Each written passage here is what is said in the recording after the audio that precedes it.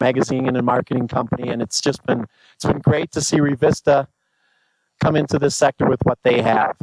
They keep evolving their products, and they're doing more and more research, and more data is coming through. It's great to see, and we're collaborating with them on a number of things, and we're very happy to do so. We're going to start with Mike Hargrave, who's going to show us the numbers that they've compiled for the construction data. Go ahead, Mike.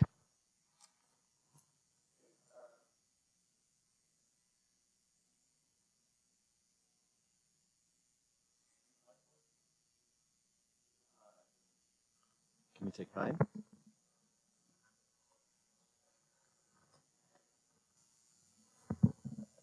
Okay, so we're just going to go through a few numbers real quick to kind of set the stage for the discussion. You have in your hands, hopefully, you have a data brief. It's from our mid-year construction report. It goes over some of the numbers that we have.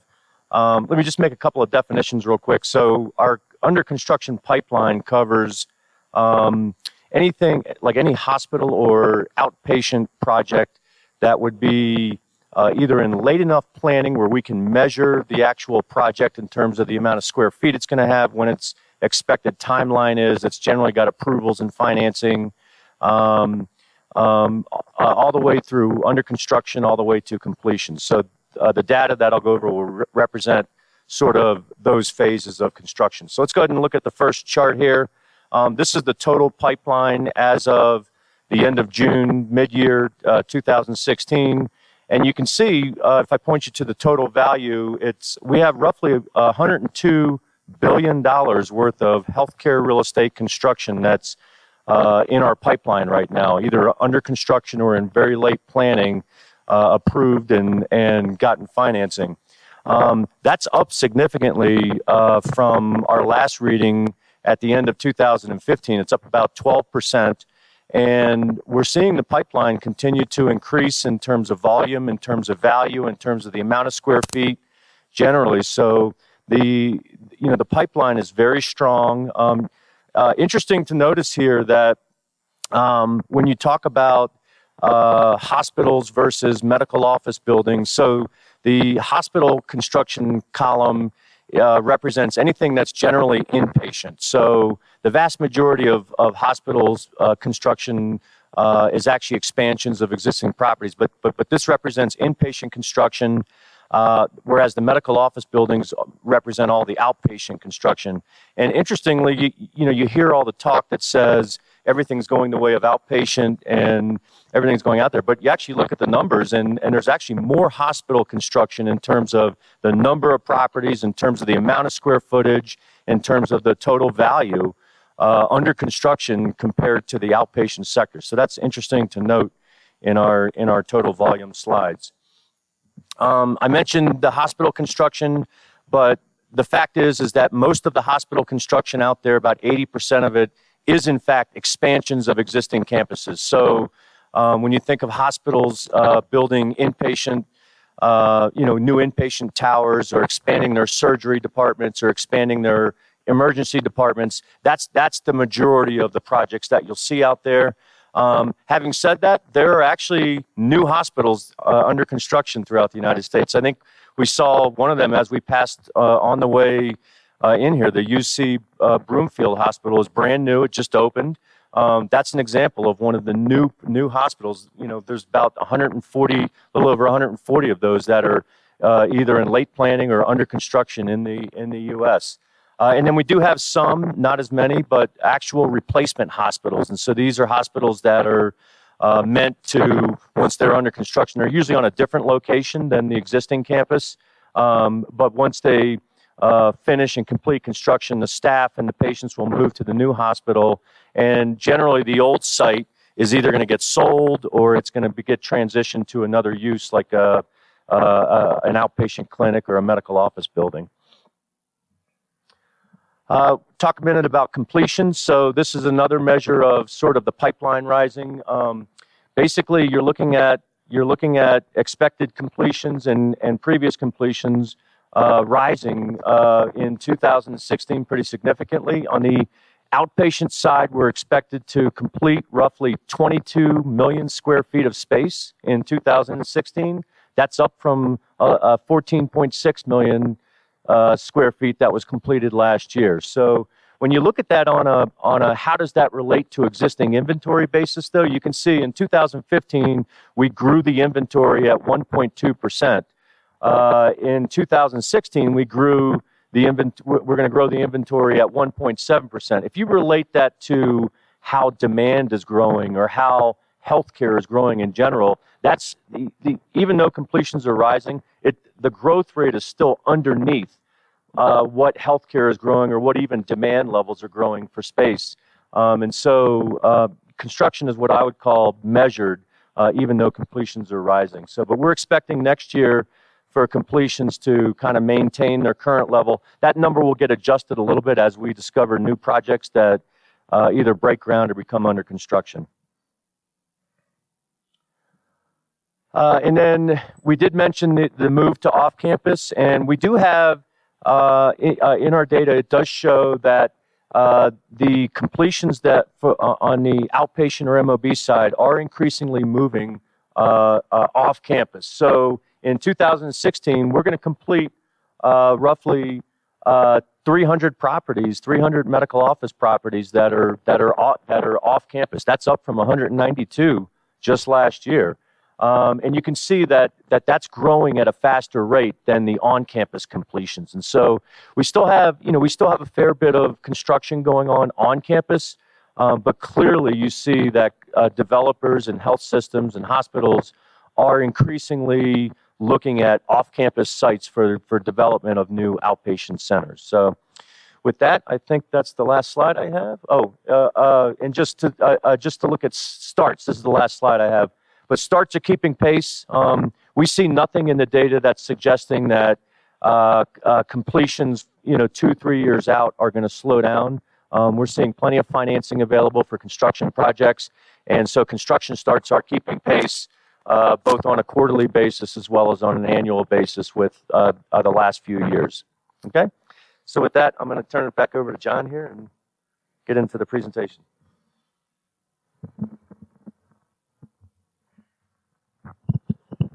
Great, thanks, Mike. I'm going to do a quick introduction of our panelists here, and then we're going to talk a little bit about the numbers that Mike just presented and their impressions out in the marketplace. And then each of the panelists are going to have a little a case study showing one of their construction projects or what they've been working on, kind of reflective of what's going on in the market. Right to my left is Steve Bolin with LaSalle. Steve joined the firm in 2000 to help to head up their MOB investor practice. LaSalle's been involved in the MOB space for 20 years or so now. They were one of the early private equity firms to get involved. So they have a great history there, and they have some great perspective on that, and we'll hear from Steve about that. Next to him is John Weiner he's the senior managing director and the chief investment officer with Seavest, which is another private equity firm with a strong background. They were involved pretty early on with working with developers in local markets, helping fund projects. They also do acquisitions, and they do a great job of looking for value-add opportunities that, as John has told me, have a good story behind them and with plenty of potential in a certain market, which is interesting. Next, we have Erwin Effler with Ryan Companies. They're in our own backyard up in Minneapolis, where Healthcare Real Estate Insights is from. Erwin's the VP of Development for Healthcare. Erwin was hired a couple years ago to help spearhead this new healthcare effort by Ryan. Ryan is a long-time construction firm, many years, did most of the Target projects throughout the country. That's right, Erwin, isn't it? Heavily involved in the Target construction. Maybe that's slowed down a bit recently, but they're doing well in healthcare, and they have a lot of projects going on nationwide. They're expanding their offices and their number of people there. Down at the end, we have Scott Selick. He's with Duke, and he became the Associate Vice President of Capital Assets and Real Estate at Duke University back in 2001. His professional career includes over 30 years of experience in many facets of the commercial real estate industry, including brokerage, property management, and development. And I know Scott he's charged with developing and implementing the overall real estate strategy for Duke University and Duke University Health System. It's quite a system that has They still are leasing a lot of space. Scott's going to talk a little bit later about a project they're working on and kind of the evaluations and the process that they go through of whether to have third-party owned capital develop a project or do it themselves. They still are leasing about 250 leases, right, with 3 million square feet of space. So they're still in that market as well. But we're gonna talk to him about that a little bit later. I'd like to kick off the discussion just talking about some of the numbers we saw. And one interesting note is, as Mike Hargrave mentioned, we keep hearing that there's a need for less and less beds. As we move forward, this country's moving to an outpatient delivery model. And certainly there will always be need for beds, we hear, for the sickest of all the patients, but that we're going to need a net reduction in beds and perhaps facilities in terms of inpatient. But the numbers don't necessarily suggest that. We track it unscientifically at our magazine, and I keep seeing not only replacement projects coming in, there's new micro hospitals going in. There's 4 new ones here in Denver with 10 beds or so, but it's technically a hospital. But we also see new hospitals being built, out in the suburbs or in growing areas. So I was just wondering about the impression of the panelists in that respect when they talk to health systems, or in Scott's case, when we talk to him about this, their impressions of the hospital numbers and the construction looks strong. Scott, why don't you just give us your impression of that from Duke's perspective and maybe other hospital systems? There we go. Duke University and the health system is in the Raleigh-Durham area. We are experiencing significant growth in our area, and will probably continue to. So we are both counter to and in correlation with what you're seeing out there. We are on a very big expansion kick on the off-campus MOB, but we are also just approving 2 new bed towers on 2 of our 3 hospitals. So we are both growing the inpatient, and we just finished a bed tower about 5 years ago at our main hospital, and it filled up like that. So we're building another bed tower there and then another one in Raleigh. Excuse me. So we are both counter to and completely in correlation with what you're seeing. We are just going to grow. Our market is growing, and Duke's on an aggressive growth curve. Is that the growth in that market? I mean, population-wise, are you seeing less need for inpatient type care, or is it growing? I mean, what's going on there? I think overall it's growing. Again, we have such an inflow of people coming into our market that we are seeing that grow, but Duke is also a little bit unique in that we're a research university, so we see a lot of the harder cases, and so people are staying longer in our inpatient, but we're also growing, as I said, the outpatient as we move into more of the Wake County market, which is the larger market for just sheer expansion. Just more healthcare in general, Correct. Outpatient and inpatient. Correct. One of the someone with HCA at the BOMA conference earlier this year also mentioned that. He said, everyone keeps telling us we need less capacity. He says, all we see is a need for more capacity across our system in terms of inpatient. So John Weiner, I know that you don't necessarily work in that space, but you certainly work with the health systems who run inpatient hospitals. What's your take on the hospital construction side? And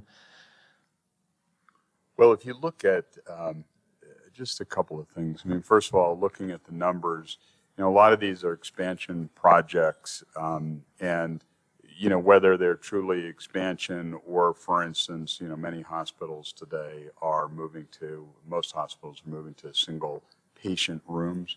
So a lot of times you'll see expansion projects, but it's really aimed at just unpacking the hospital and providing for single patient rooms. I also think there's a lot of obsolete hospitals. A lot of hospitals were built during the 1970s. They're too large, and before, they're too large, they're too expensive to operate, the systems are old. Certainly you have the California phenomena where they're replacing their hospitals due to the seismic regulations.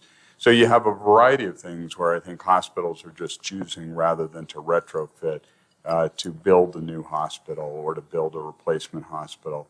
There's actually, just where I live in New Jersey, there's a hospital. It's a good example. There's a hospital down about 5 minutes away from me, Robert Wood Johnson Barnabas. And for those of you in northern New Jersey, you'll know that's a large system.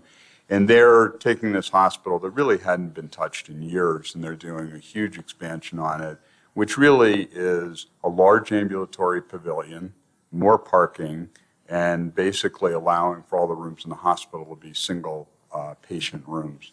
I think that's a good, it's a good example of what's showing up on this chart here in terms of the types of projects that hospitals are undertaking.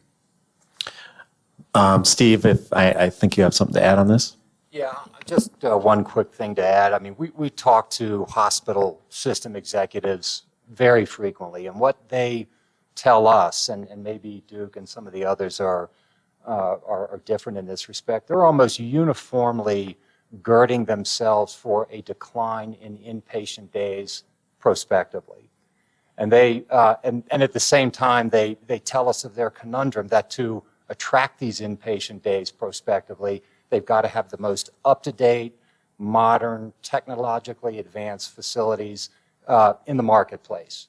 So I just wonder how much some of the replacement and expansion dollars that we're seeing, although the difference is quite large between inpatient and outpatient, I just wonder how much of that is related to systems that are preparing themselves for this fierce competition that's coming down the pike for inpatient business.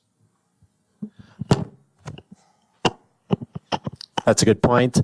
Did we have a slide on the average size of the construction of a hospital? Is that this one? Yes. Well, there it is right there. Median size is 60,000 square feet, would certainly lend itself to the notion of LTACs are included in there.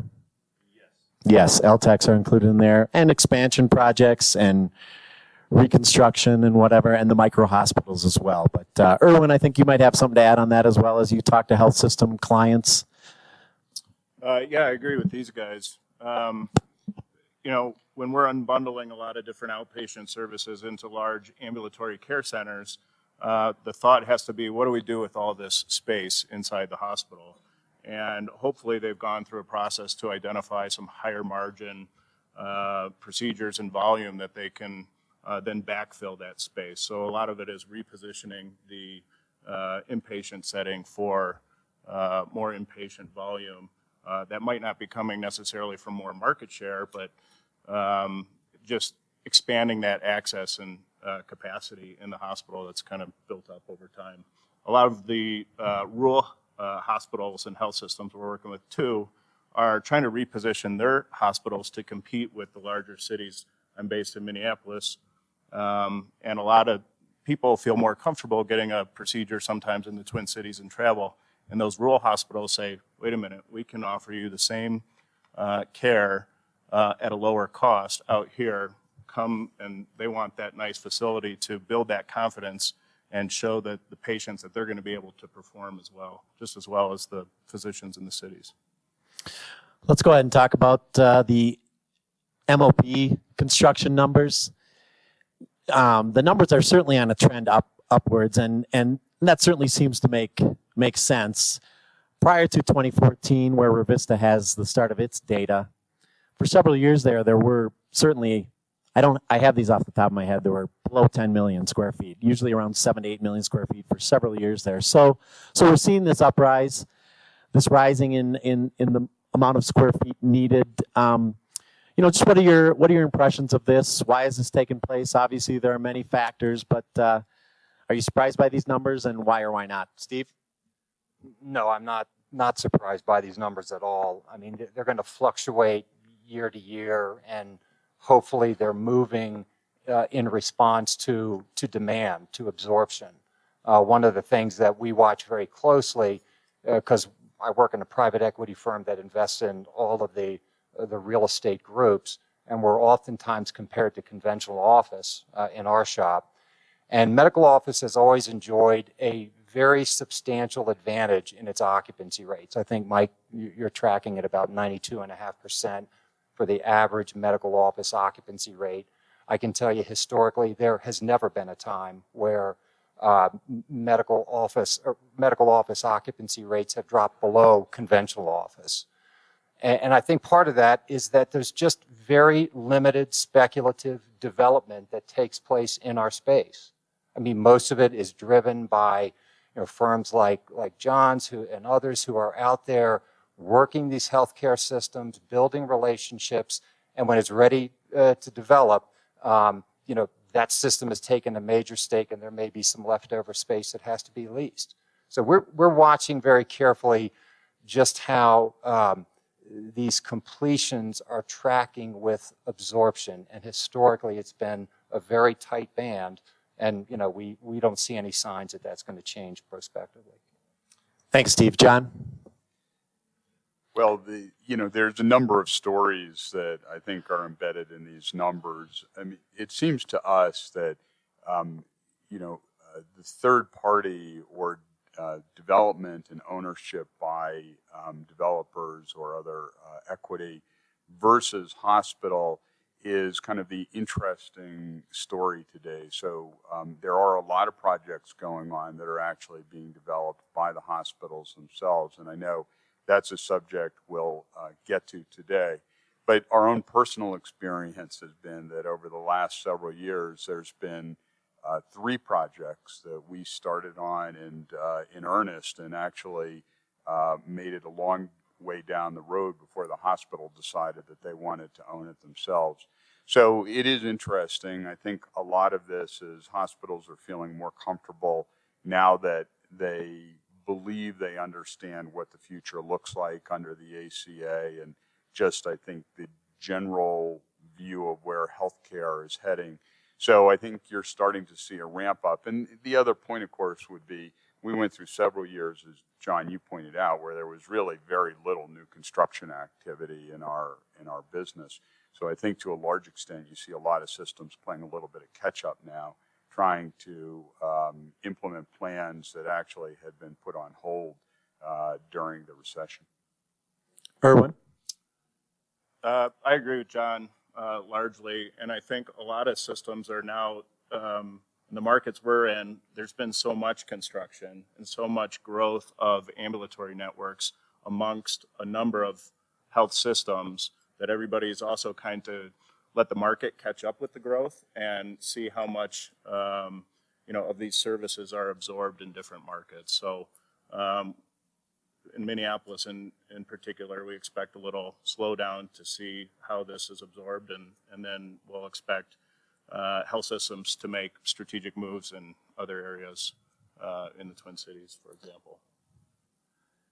Scott, do you want to add to this? Well, I will tell you, we have been growing so fast that we've been taking shopping centers and office buildings and turning them into MOB. So it's 100% MOB when it becomes an MOB, because it was an office space or a retail space before that. Now we're starting.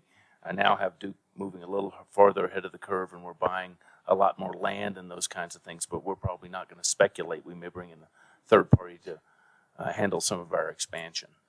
Let's talk a little. Oh, go ahead, John. I just wanted to say off the top of your head, Scott, do you know your breakdown on revenues between inpatient and outpatient?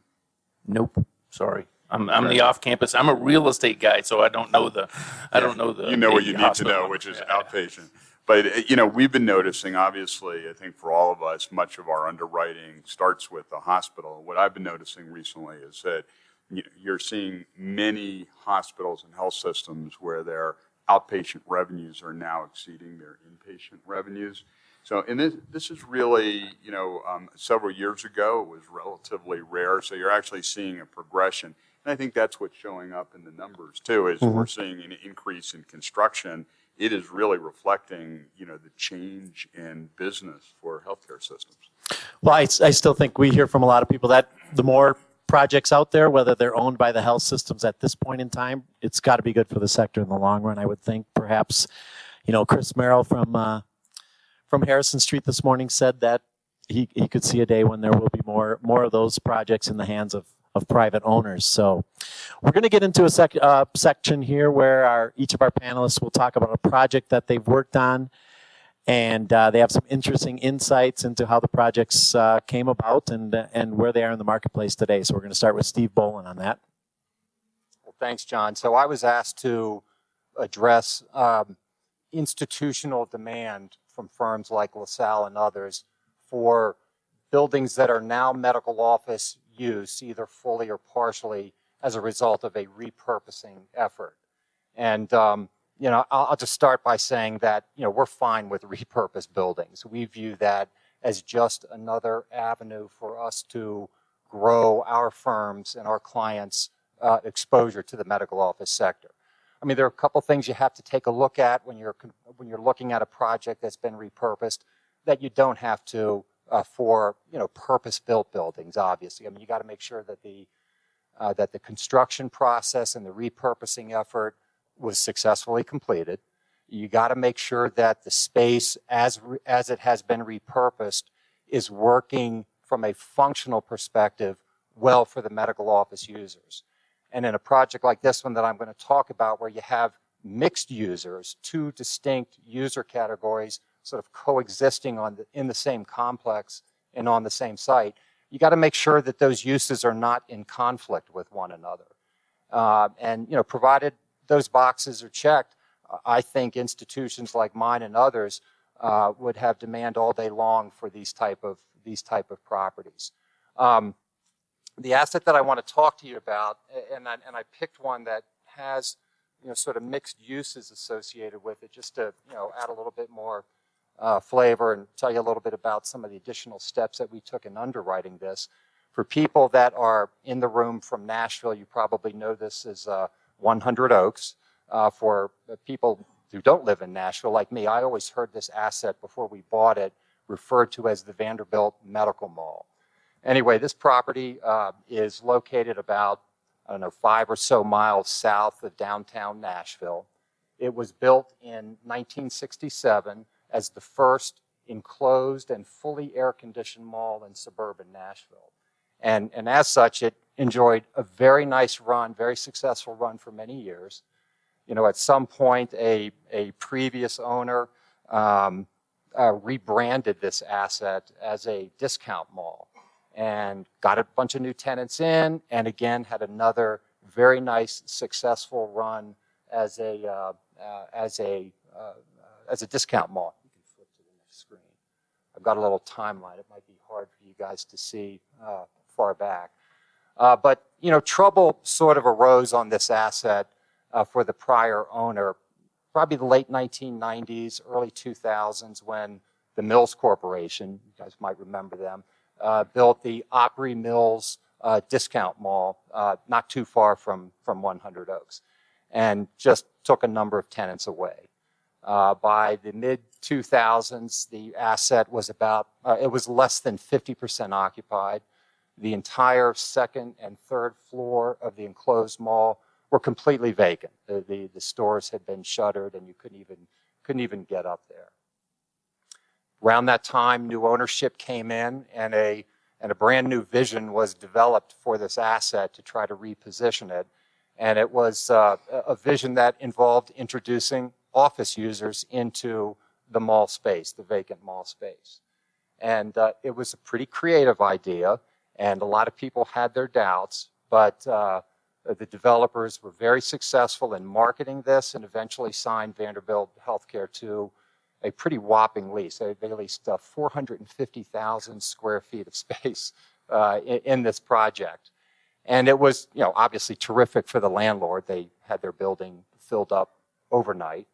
And it was really a great opportunity for Vanderbilt because they had an enormous block of contiguous space that was very cost effective, that was very well parked, and gave them an opportunity to pull a lot of outpatient functions away from the main academic campus, which I don't know if any of you have been to the Vanderbilt academic campus, but it is about as congested as any sort of downtown urban sort of academic campus that I've ever been on. So they pulled a bunch of uses out. So it gave them opportunity to really, sort of start with a clean slate and develop a concept and execute. Anyway, that lease triggered a tremendous amount of construction activity. Landlords spent about $44 million on site improvements, common area improvements, building system upgrades. Vanderbilt, who was paying the full fare for the tenant improvements, spent just about $80 million on tenant improvements in FF&E. So the tremendous amount of construction activity. First clinic, Vanderbilt calls their outpatient practices clinics. First clinic opened in 2009, And when we bought this asset in 2012 for $125 million, they had 22 clinics operating on site. So it was just, sort of a completely transformed facility. The way we looked at this from an underwriting perspective is, one, this is not your typical MOB. We have former mall space, and if any of you have ever seen this, they were so creative in the way they used the common area space on the second floor as waiting rooms. But it was not your typical MOB. So the first step we took, as I mentioned before, on mixed-use assets, you got to look at whether these uses are compatible, whether the retail users are in conflict with the medical office users. We found them to be completely compatible. In fact, synergies developed between the two of them. The additional challenge from an underwriting perspective is we had about 8 years left on the Vanderbilt lease. And, for us, it wasn't quite long enough to underwrite it as a long-term lease and price it accordingly. And yet it was really a bit too long to get our arms around the retention likelihood because it was, 8 years out. So we just ran a ton of different scenarios. We looked at what happened if Vanderbilt gives us back half of the space. We looked at what happens if they give us back all of the space, and we go through a very slow lease up here. We even looked at what happens if they vacate and we don't lease up any of the space ever again. So we felt when we went into the transaction and we bought it, we had pretty adequately bracketed what our return range would be, from pretty poor if Vanderbilt moved out and we never leased it up, to really terrific if they renew their lease and we go about our way. And so we closed on the transaction, as I said, back in 2012. We almost immediately started to build that relationship with Vanderbilt in the hopes, in our view, of removing the major risk of this transaction was what's going to happen in 2020. And it did not happen right away, but over time we found ourselves in pretty deep conversations with Vanderbilt about extending their lease. They were looking at some other options in the marketplace. And, good for us, we were fortunate that Vanderbilt did decide to stay put. They executed a 15-year lease extension, and they're committed to the asset now through 2035. So this is just a great example of how assets can be repurposed, and there will be substantial institutional demand for these type of assets, because the way we look at it, it's half medical office and half retail. And we do both of those asset classes, and we've done them for a long time. So it really checked two of our boxes. Thanks, Steve. That's a fine project down there, and obviously Vanderbilt sees the benefit of having that by re-signing the lease. So let's move to John Weiner's case study project, something they're just working on now. Okay, great. So let me just talk a little bit about the Children's Hospital of San Antonio Health Pavilion at Stone Oak. And yes, that actually is the real name that they've given it. So it's a mouthful, but it's a very interesting project, and it's really kind of a good example of what's going on today.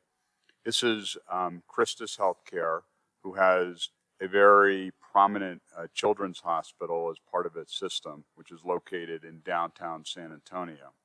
And so, like all hospitals, they're thinking about how do they reach into their markets to bring their services closer to their patients, to be more competitive, to provide a lower cost setting to offer these services. And it was that type of thinking that this project was actually born out of. And this is a very interesting project because this is an emergency department and medical office space, all oriented toward pediatrics. And I'll tell you, well, we've done other emergency departments and all types of outpatient facilities. This is actually the first time that we've been involved in a pediatric outpatient or pediatric emergency department. So a very interesting project. We can just flip to the next page, would be great. So I thought I would just share with you a little bit about just a little bit about the project, and I'm happy to kind of fill in some pieces if there's questions afterwards. But this is a 60,000 square foot building on 3 floors. On the first floor, you have the emergency department, radiology, and you also have something called Kid Stop, which is very interesting. It's an area, it's a kid-friendly area where they can actually provide fairly high acuity services. So as one example, they can provide infusion therapy there for children that need that.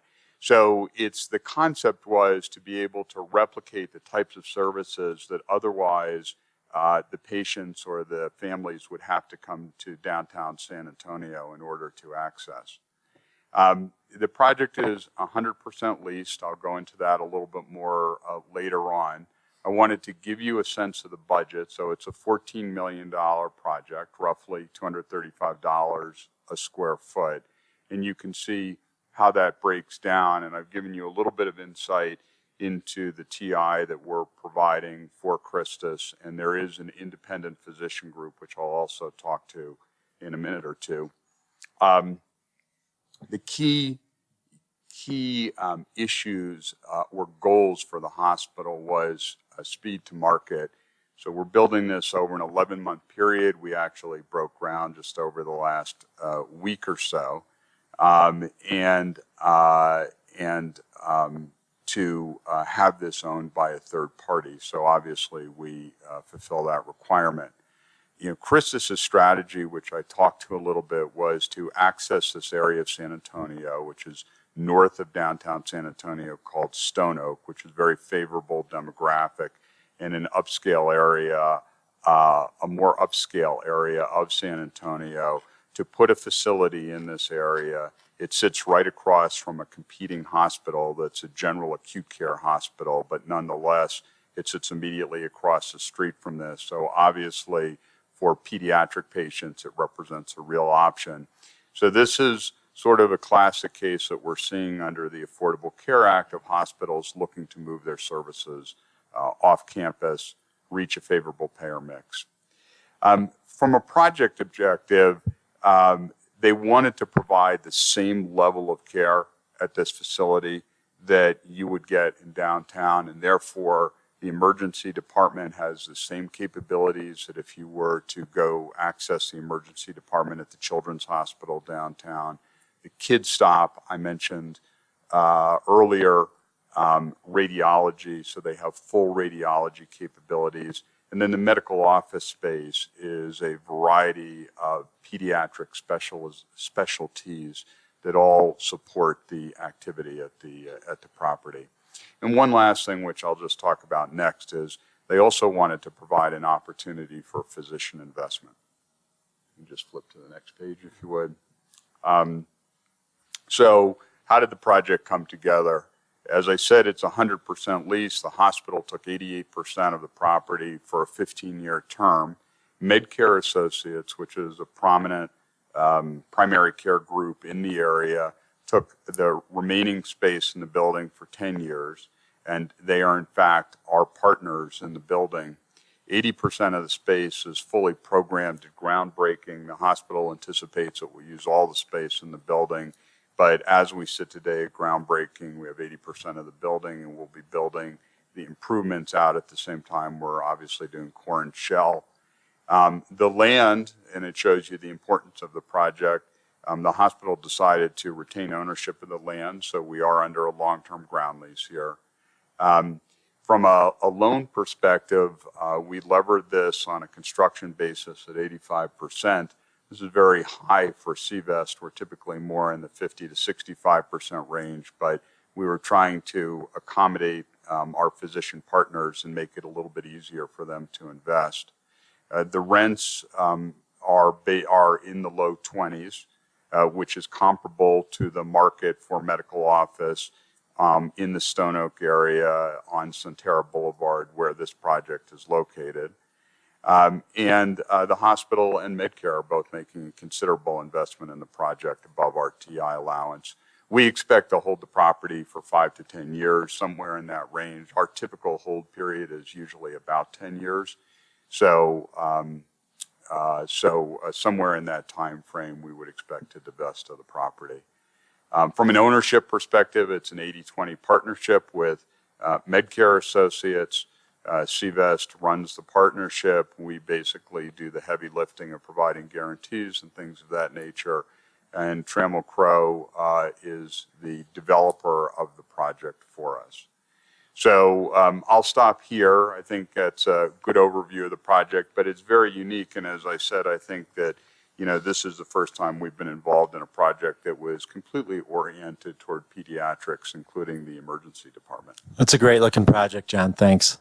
Erwin, go ahead and tell us what your project is about.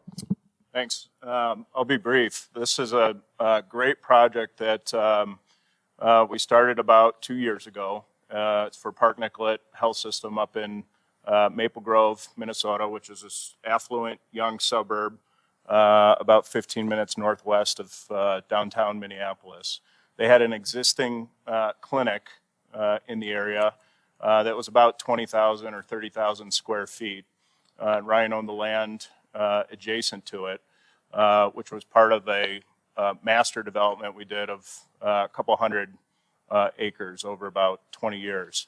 I think what's interesting about this, aside from the project, is there's another health system that had a large ambulatory care center that was programmed to become a hospital, built probably 10, 15 years ago. And then a hospital got built just down the road with another health system. And it's a baby factory. They'd like to be doing a lot more normal standard health care in complex cases, but in a young affluent community, there have some ungodly numbers of babies born there every year. And that's set back a little bit from the highway on Highway 94. And this building is situated right on Highway 94.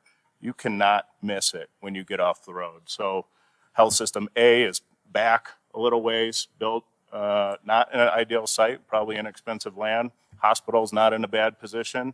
This is in an ideal position. Phase one's been open for just under a year now, and they've seen tremendous growth in their volume there. But this is also a facility at 120,000 square feet with 2 ORs and 2 shelled, soon to be built out as well.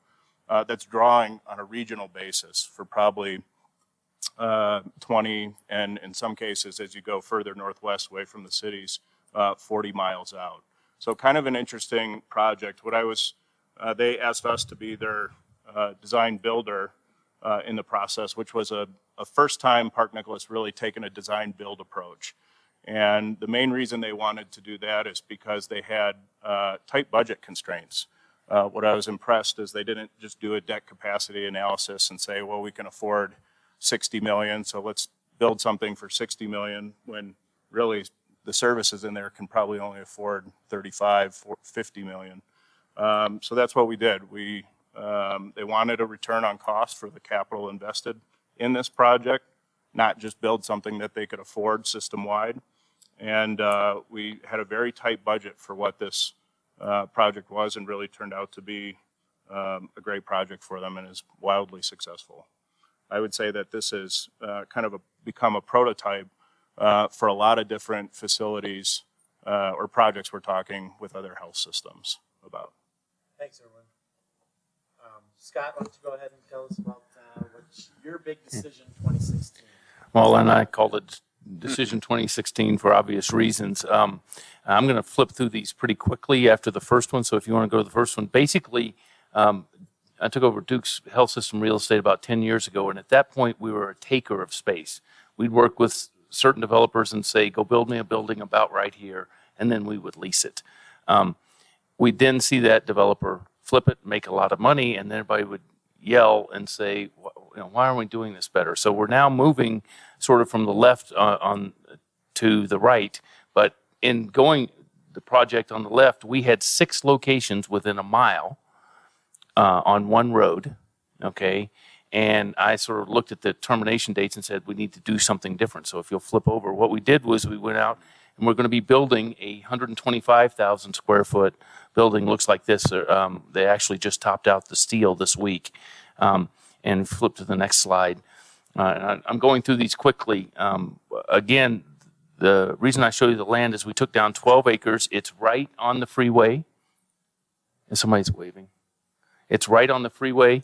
It is on a catty-corner from a major super regional mall right in the middle of the triangle. So it's very well located for us long term. What I'm going to ask you to do now is to take off your hat of whatever you brought in, appraised or whatever, and look from our position as to what the health system needs to do. Flip to the next slide if you would. We have a building that's going to cost us about $325 a foot. It assumes some tenant improvements. It's a standard medical office building, nothing fancy. This is 100,000 square foot, but we added another floor. It's 125. We'll go over and flip that cost. You'll see the land cost there was only about $23 a foot of that. So it's a roughly $300 a foot building to build. We flip it right to the next one. It's on 12 acres, 125,000 square feet, combines those 6 locations I told you about. We can finance it, okay, for 20 years at 4.5% interest, or 4.75% interest. What's interesting is I'm bringing in outside developers for the first time. We have an entirely internal construction team. I have 2 very different costs on the same project, literally differing $100 a foot. This is the first time this group has really used completely outside development. So I can't wait to sort of prove that we shouldn't be in the building business from a health system standpoint, that we should let the private sector develop it. Can you tell that I started in the private sector and now I work for a university, but I think like a private sector developer? What's interesting about this location, it is very well located for the next 30 to 50 years. It is right in the heart of the triangle, high growth area, high demographics, all those kinds of things. It sits up, everything around this is one story. It sits up and dominates the intersection. We can completely fill it and will completely fill it on day one. Okay? The question is, do we sell it? Or because we're on a great big growth curve, I have 4 locations totaling about 80 acres in the next county that we're going to build MOBs on in the next 5 years. Do we sell it now? Do we hold it now? Okay. Or do I wait and bundle it and sell it with other pieces of property? How much can I jam in the face of our internal people that we shouldn't be in this business without sort of souring a lot of relationships that I've built over 10 years? So I have to be really careful about it. When you're thinking about working with universities, think about their internal arguments of developer money is more expensive. They don't know what they're going to do. They're going to build a cheap building. You've heard all of these arguments, okay? Internally, those are happening, and somebody that you're probably negotiating with is doing exactly what I'm doing, is kind of to weave that fine line. We generally know it's less expensive to build with a developer and we'll get just as efficient a project. But the real question is, do we hold it and flip it?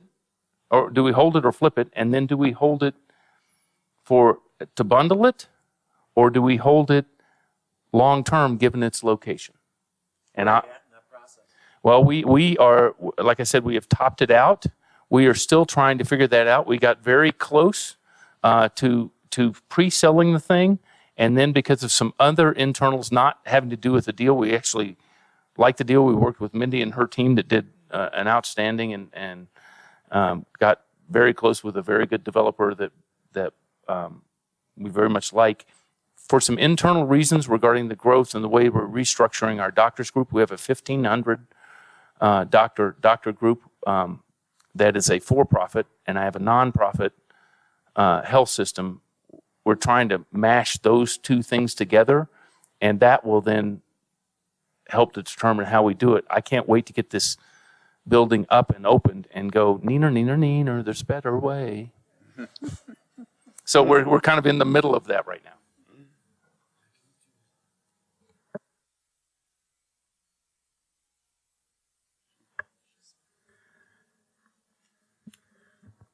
We are almost out of time, but I would like to open it up for any questions that anyone might have of our panelists. Otherwise, I have a couple that I could finish up with. Does anyone have any questions at this point? Or for Mike Hargrave about the construction numbers? Yes. I've got a question, John, for Steve. On the mall, the picture that you had showed a lot of windows. I wanted to know if those were real windows that were punched out, or were they spandrel or something like that, just to make it appear like it was an office building and not an ugly old mall. No, those are real windows that were punched out. Any other? I have a question about the physician investment and the way that the trend is going. Right now, about 80% of the surveys done recently that 60% of the doctors under the age of 40 are employees, not in private practice. And 80% of the physicians are physician students want to be employees, don't want to go into private practice. So is this trend towards, physicians as employees, what does that do to the physician investment model? And especially in the case of like the project in San Antonio. What do you guys think about that? First of all, I completely agree with your statistics, and that would indicate that the old model of physician employment will not be as important going forward. I will tell you, on 2 of the last 3 ground-up development deals that we've done, that the health system wanted physician employment, even though the system itself was taking the majority of the building. So you saw San Antonio, but we also did a project recently out in Jennersville, Pennsylvania, outside of Philadelphia. And there was a very similar project where the hospital took about 80% of the building, but they insisted that for the remaining 20%, we make physician ownership available.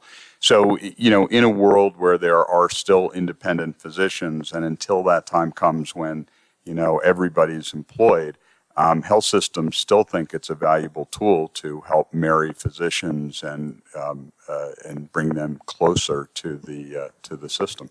So it's kind of like the golden handcuffs? It is in a way. Sometimes golden handcuffs are good and sometimes they're bad. But I knowing at least the way we do it, which is our partners enjoy the same economic returns that we do. So I think that most of the physicians who invest in these projects are very happy about it. If you profile them, I don't know, it'd be interesting to look at it at some point and say, are these all physicians in the latter portion of their career? And so do they represent the old model of practice? But as you know, not every physician will become employed by health systems, and there are a lot of larger practices out there who are doing quite well being independent. So they like the opportunity. It's a good opportunity, and I think you'll continue to see it. And I will tell you, Duke Health System doesn't like it at all. And it's really not about the front end getting the doctors in. It's about the renewal. It's about when you're renewing, are you actually making the right decision, or you're making the decision that the doctor that makes you a lot of money would like to have. And so we very much shy away from that and almost won't take the deals if there's physician ownership. But we're very clear with them right up front that they're going to be at the market. It still ties your hands to try to move them. Well, that's going to wrap it up for this session. Thank you very much for coming. Please don't accost Scott too much with his dilemma here. Wait till maybe he gets back to his office and you can try to call him. And good luck to everyone with the hurricane coming on the East Coast. We're hoping our best for everyone there. So thank you very much and have a good day. Good job. We got to